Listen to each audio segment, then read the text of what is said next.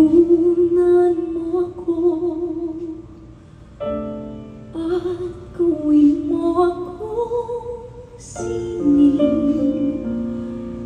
Gawin mo akong immortal.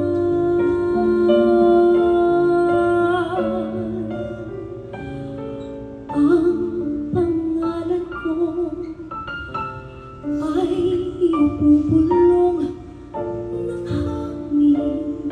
Mga kawayan ay yuyuko sa aking pagdaan. Nais kong haplusin mga sugat ng tao